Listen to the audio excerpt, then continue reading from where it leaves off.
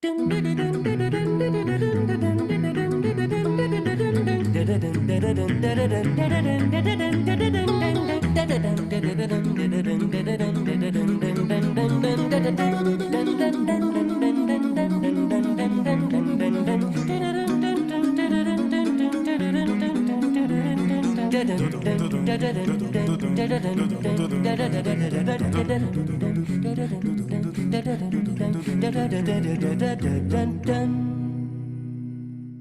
evening, ladies and gentlemen. We're so glad to welcome you as part of our community tonight. Please note that this webinar is being recorded and distributed live stream. By entering this virtual meeting room, you give your consent to be recorded and distributed by Vienna Live with Simeon Morrow and other third parties. If you prefer to not be recorded, please go to the LinkedIn live video feed, the link to which I just placed in the chat room. This show thrives on participant contributions, and all participants are encouraged to actively participate by asking questions and making comments.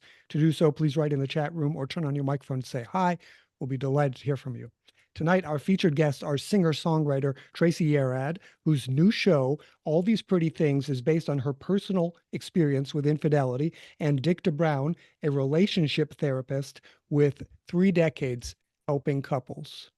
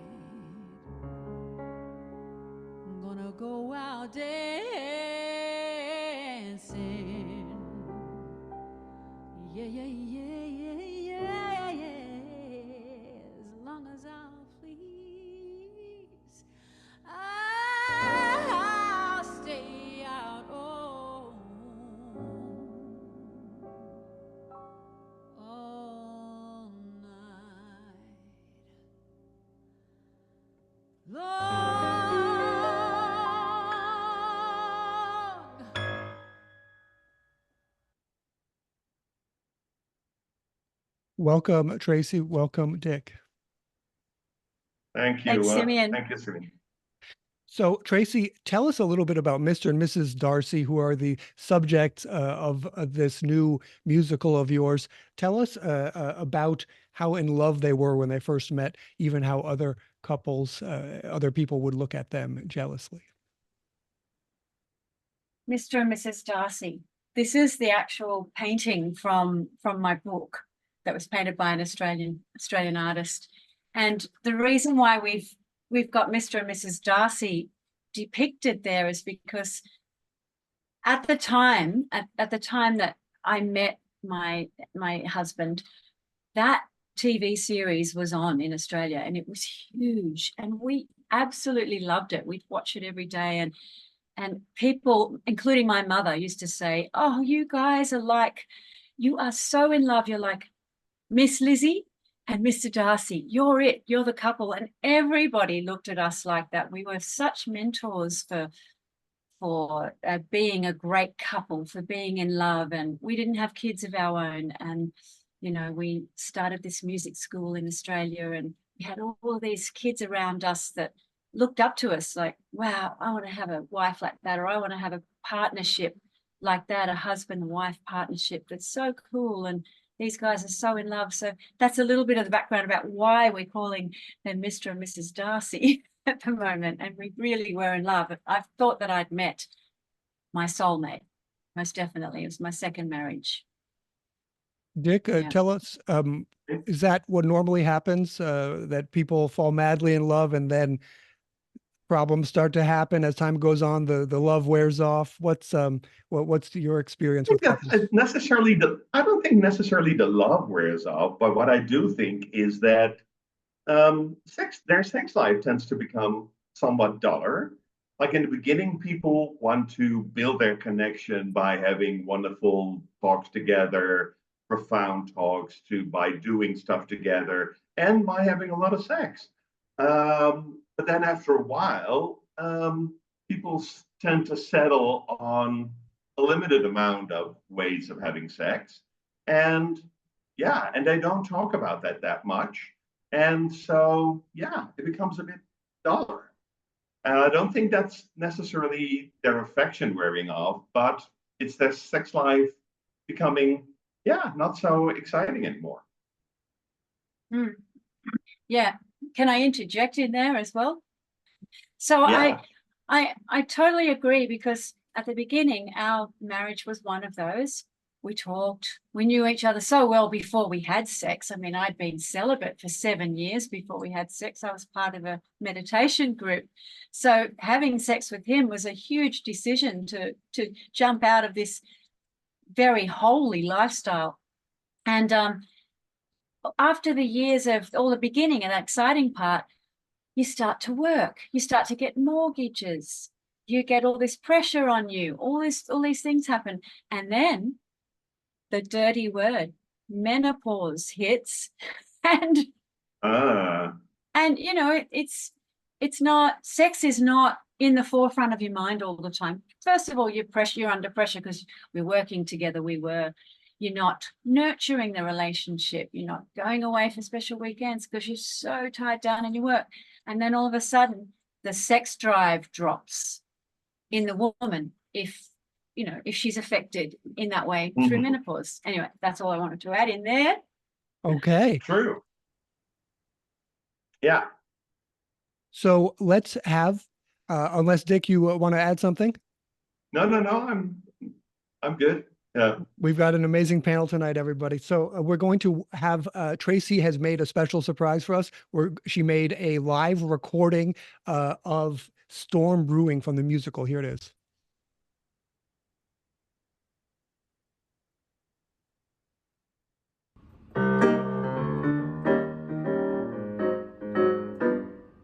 Me, part of a model couple, vowed we'd never be unshackled. Looking from the outside in, nobody knew what was happening. Dark clouds brewing, blowing a storm in. Such a young girl at the start of her life, and me, his wife. Oh, midlife, oh, what a crisis. Femme fatale, feline devices. She soon had him under her spell, and he had his hand in our wallet, trying to buy her the world. Dark clouds brewing, blowing a storm in. Under my roof, so late at night, well, I knew that something wasn't right. I mean, he would keep his mobile phone under the pillow so that he could text her in the middle of the night in the next room. And I'd say to him, "What are you doing?" And he'd say, "Oh, she might need me." Dark clouds brewing, waking up at 2 a.m. to find him not there beside me in bed. Follow the muffled sounds of their voices through my house to the kitchen behind closed doors, drinking tea and speaking softly.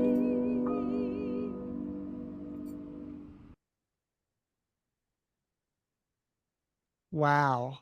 Okay. So, wow, what a great performance. Thank you, Tracey. Wow. And, okay. So Tracey, tell us about their relationship, Mr. and Mrs. Darcy, as they got older. Did your feelings about him start to change? Did his feelings about you start to change? Were there warning signs before you found out before he started sleeping with your goddaughter? Um, I don't think my feelings ever changed for my husband. I really thought that I was going to be with him until death do us part. I loved him dearly, and respected him a lot. So I feel that I didn't get any warning signs until 1 year. It was like 1 year before it all blew up, and that I knew that something was really up with the goddaughter who'd moved in with us. So it was 1 year, because they were spending way too much time together. Like I say in the song, he wasn't there in bed, and we'd never spent more than 2 nights apart in 23 years. We were Whoa. together every night. We toured with both musicians. We were always together. He had 1 tour without me. I mean, so. Can I ask you a question, Tracey? Yeah, go. Did you talk about your relationship a lot? Did you talk about your sex life a lot during those years? I can't really remember, but I know we were trying to have a child for a long time, so we talked a lot about that. Which is not so good for your sex life. No, talking about normally. having a child. And not only talking about having a child, but also having sex because you have to do it at this moment, because Yes, this is the right moment, because now you're and now you can have a child, etc., Yeah. etc. Yeah. Exactly, that's right.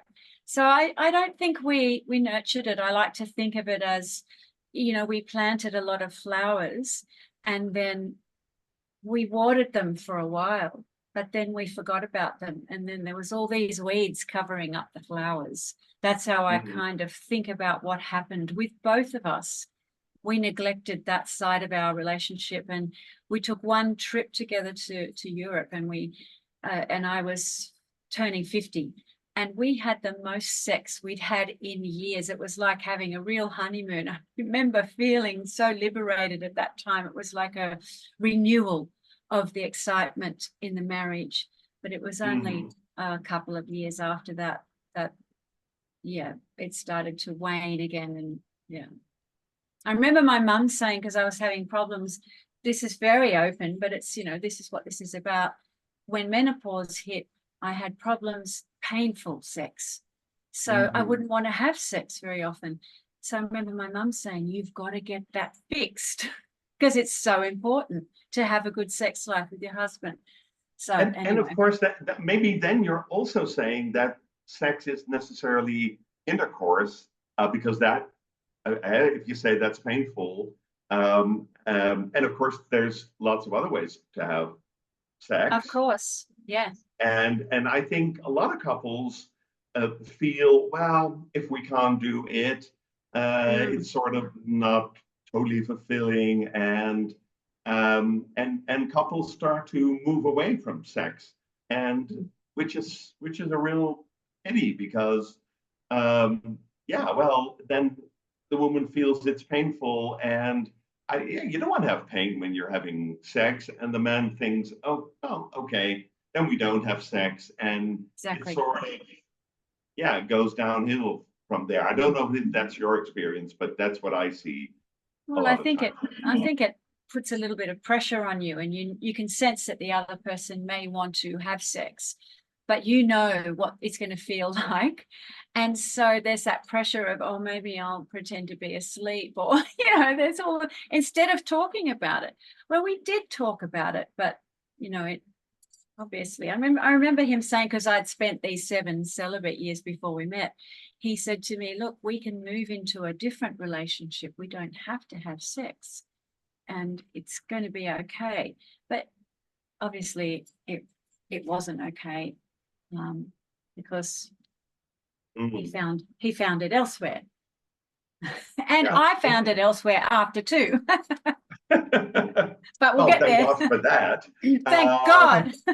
Dick, can I jump in? So Sure. this is amazing. I mean, our first episode of Adult Sex, we had a very similar conversation with Rik van Lunsen when he was saying that that is exactly what happened when people show up at his office, is that the woman says, well, it's painful, and that the man actually had no idea. So, Dick, as couples age together, what normally happens?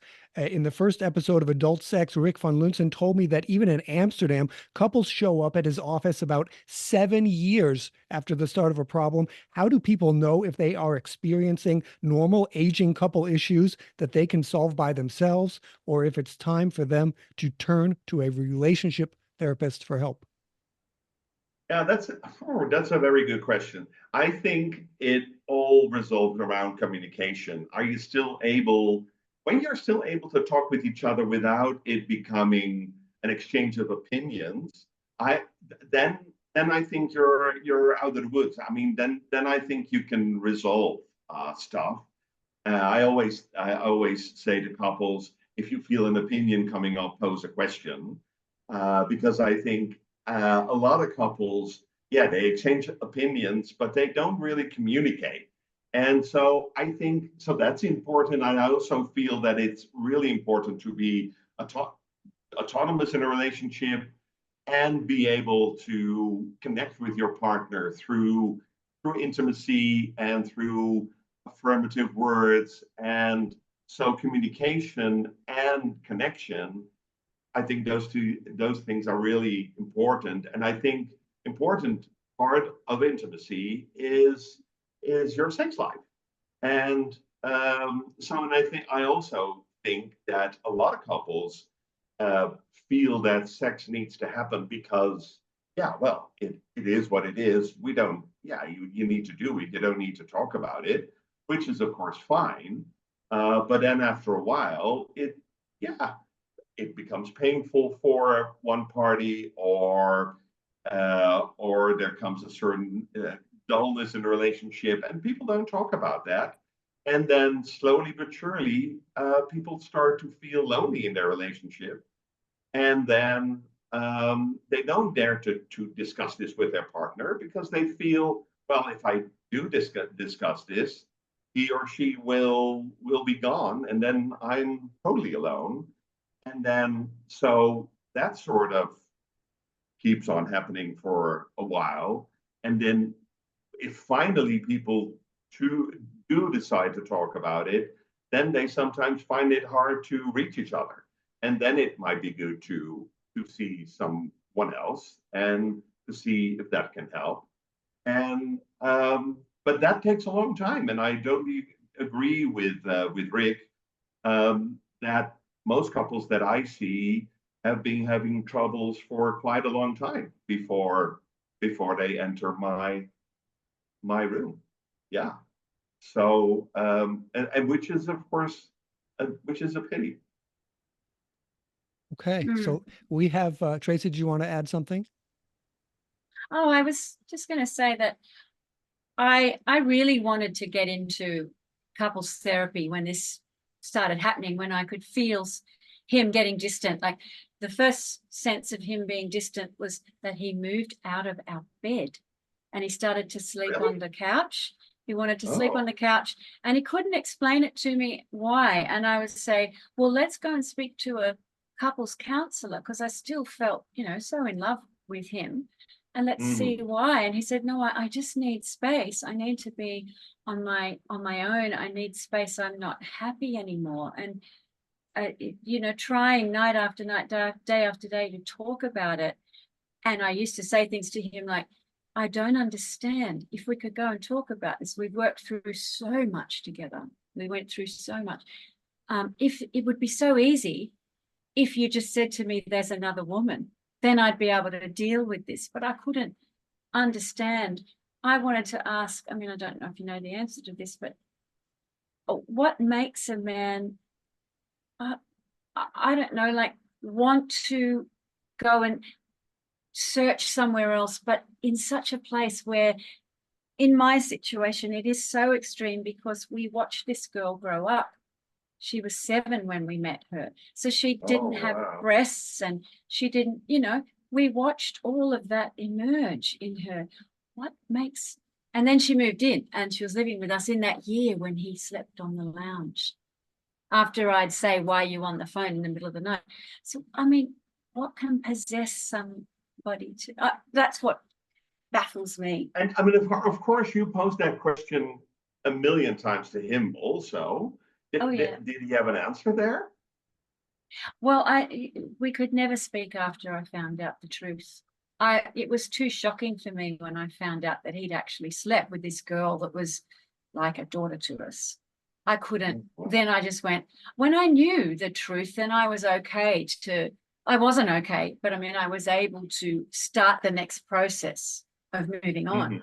But it's to me, honesty and being able to talk is really important to allow the couple to either come back together or move on. But without that honesty, even if such a thing like this, I mean, this is really, really serious. I mean, if you find out a thing like this, it's not just infidelity and just having an affair with another grown-up person, but with your goddaughter.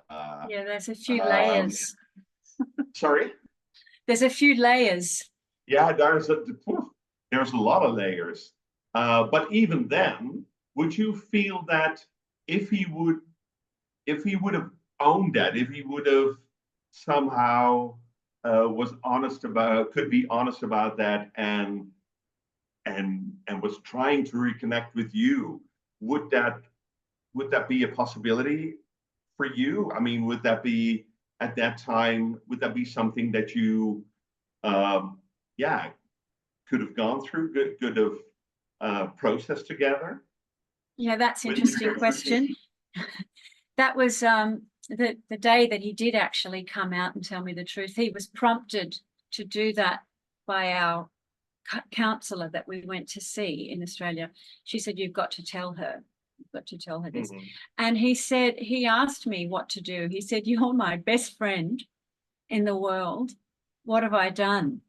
And how can I resolve it? And I said, well, perhaps if we do take a year apart and you go and do these things you said you wanted to do, and I stay here and keep our business going, maybe we can come back together and resolve this then. But I feel that we would need some time apart.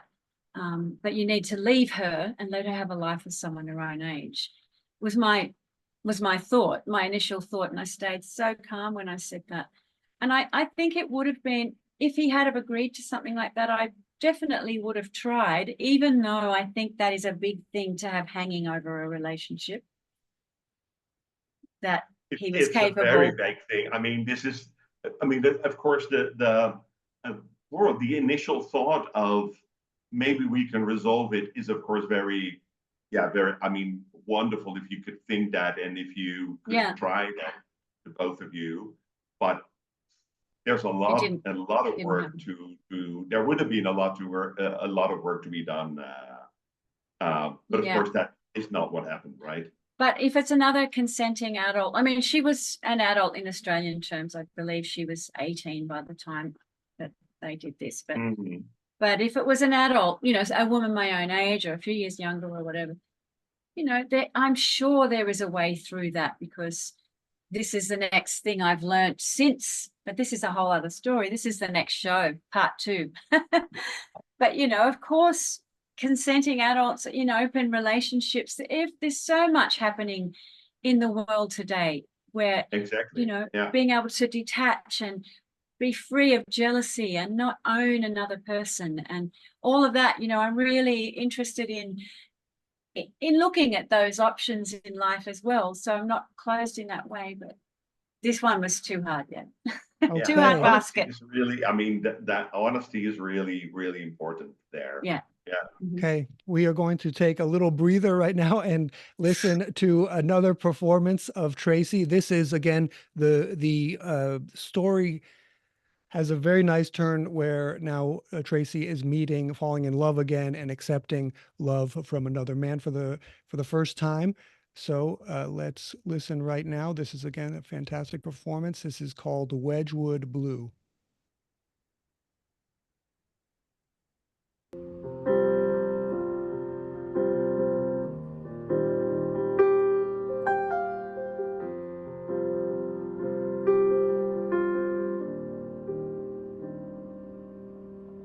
his seat taken?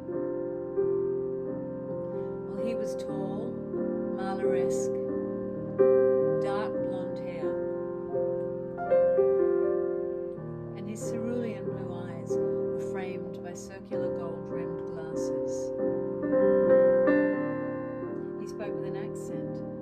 It was German, not harsh and staccato, but warm and friendly. I'd been learning the language for a few years, so our initial small talk warmed up the space between us, and it also helped that we were both die-hard fans of the guitarist we'd come to see. We settled back in our chairs and ordered beers and pizza, with no idea how that evening was going to turn out. Now I'm no longer waking up alone. Deep red parlor chairs, just like back home. Beautiful stranger we entwined. We drank the holy wine. Wedgwood blue. Thank you.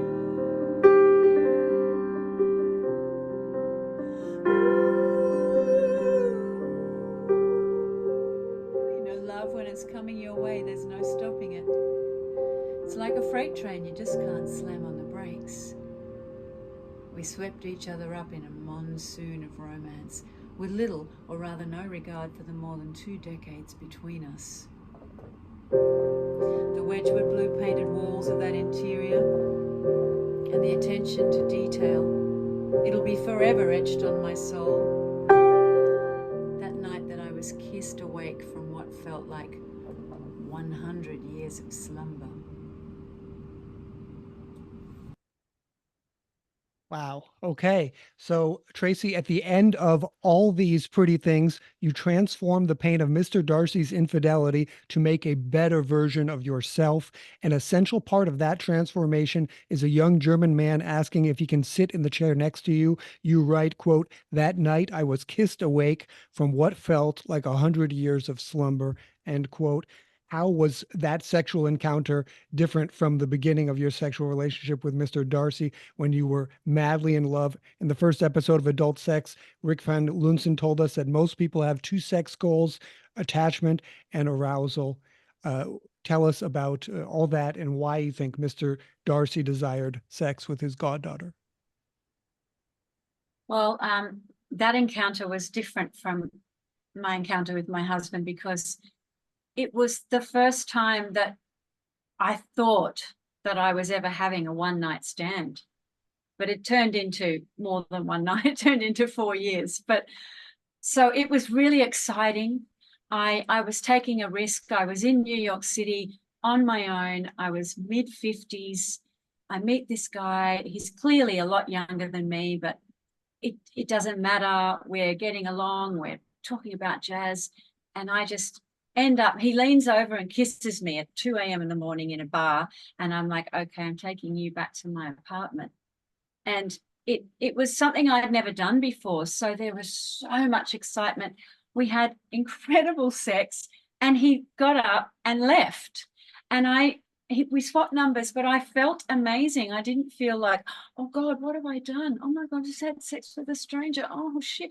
You know, I didn't think any of that. I just felt like, wow, I really needed that. It was just an amazing experience. And then, of course, he called me the next day and we repeated it 3 nights in a row. It was a 3-night stand. And then I came back to New York and he kept me coming back. I mean, we're not together anymore. And I can give you that spoiler about the show, but we're really close friends. And he's taught me a lot about I don't know, just being in love and sex, and everything returned for me. There was nothing painful anymore. It was like it just became this amazing experience. Wow, and that's beautiful. That's good, and this isn't is more it? about you than about that relationship. It's Yeah.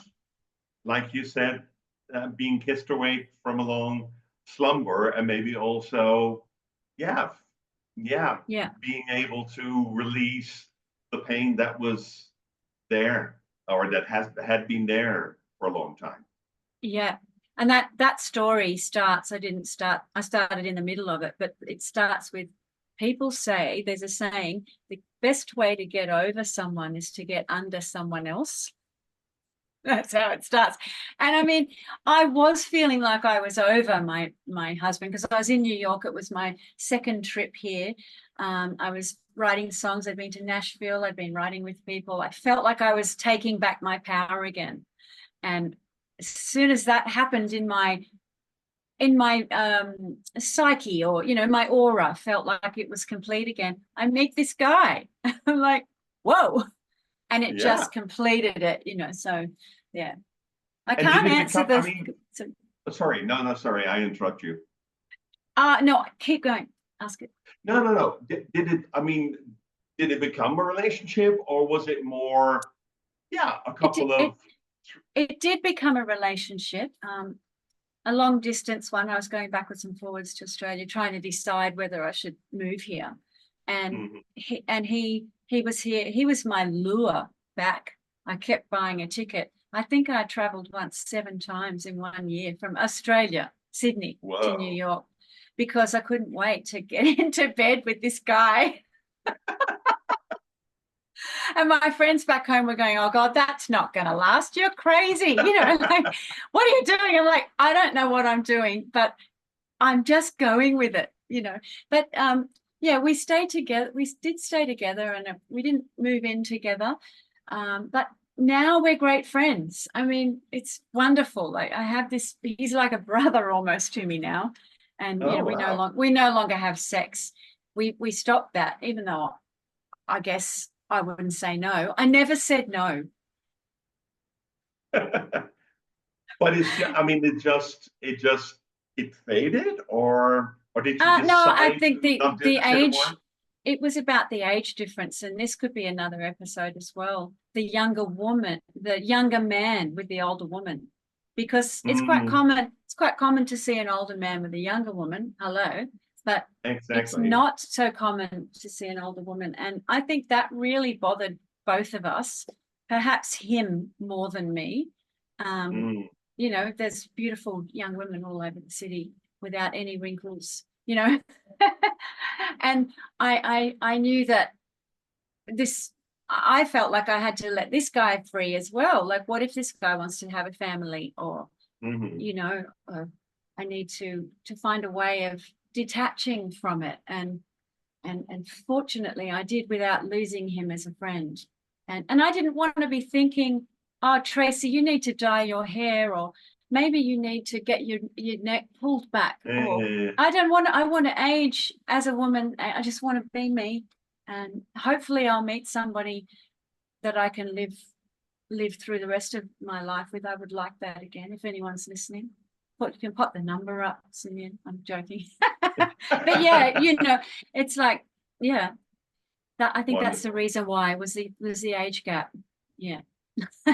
Okay. Tell that to my ex-husband. That's 32-year age gap there. But anyway, never mind. I mean, I just saw this. I don't know if you have seen this French film called L'été dernier, the last summer, which is exactly about an older woman meeting the godson of her husband and having an affair with him. And he's 17 and she's 48, 49. Oh dear, it's your story, but then the other way around. But a little better age gap.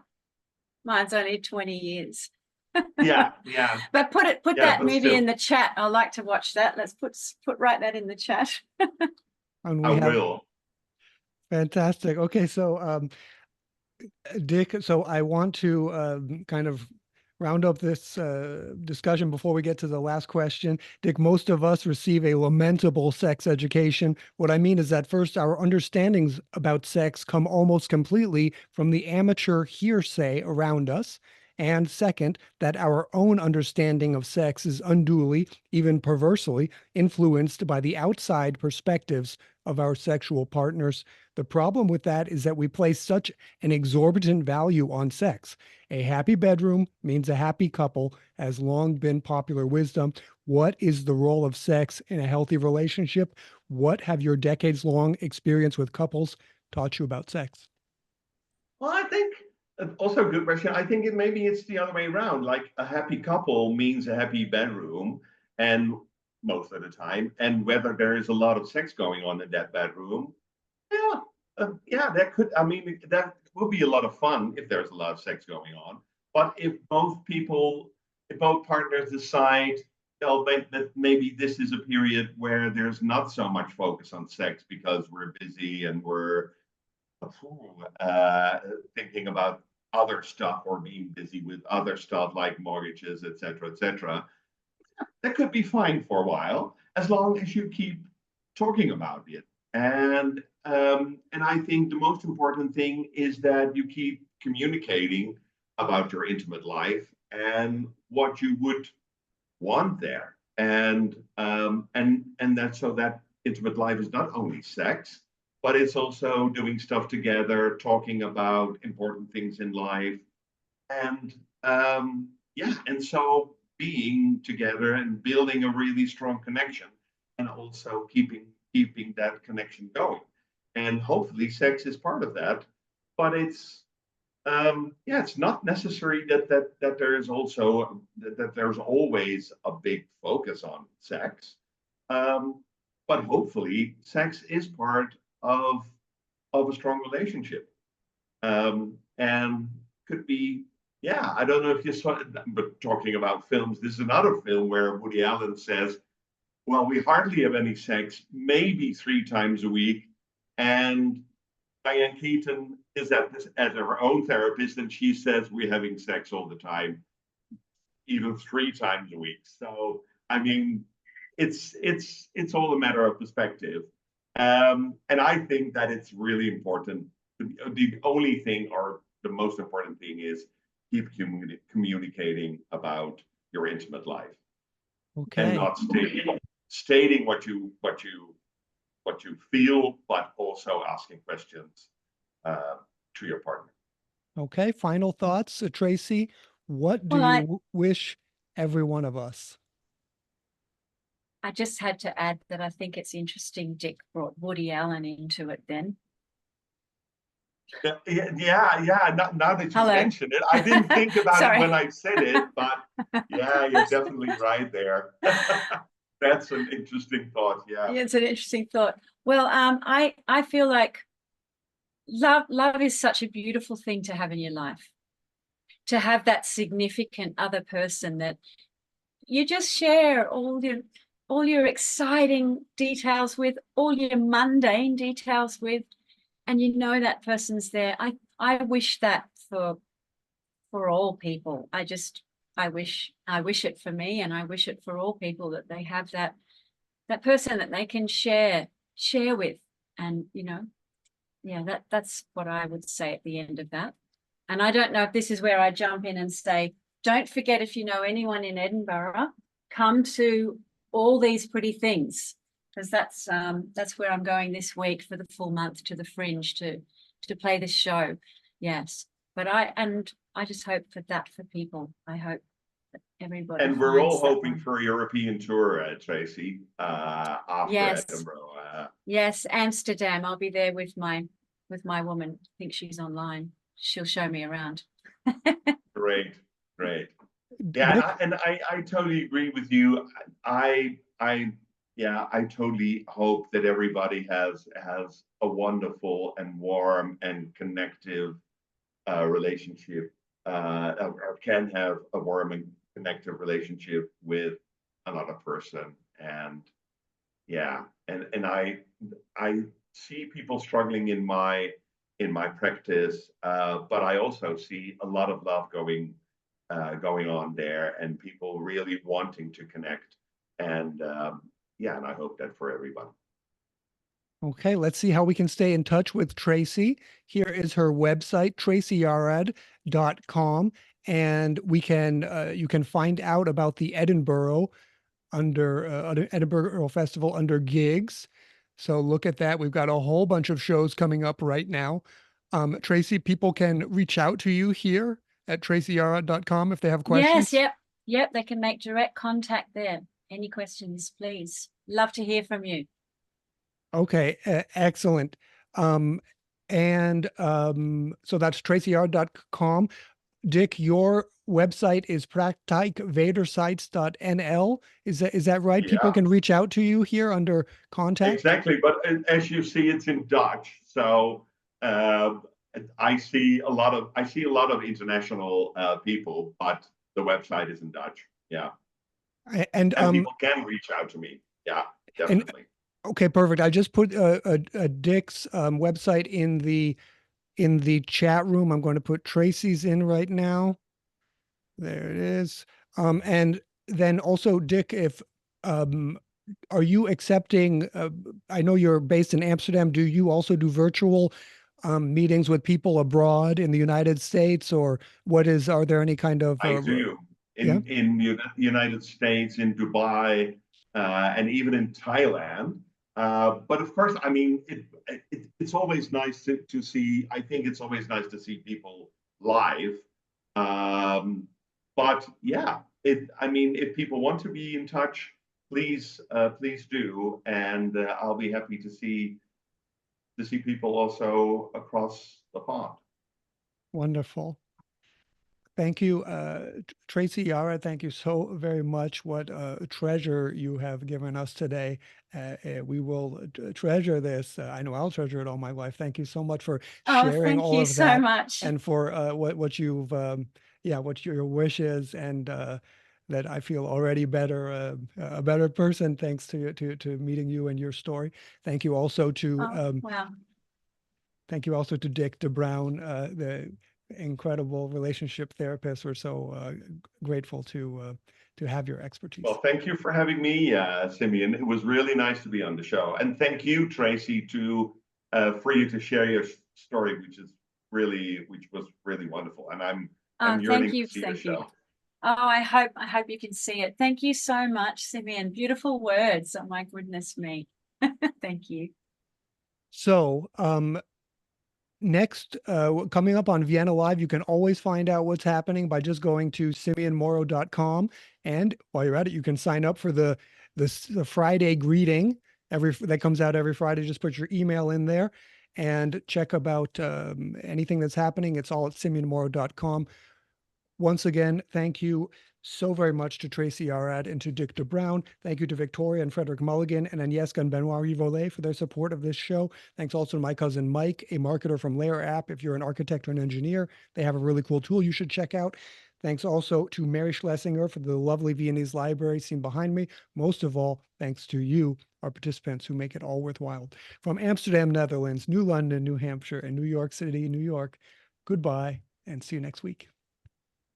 Goodbye. Goodbye.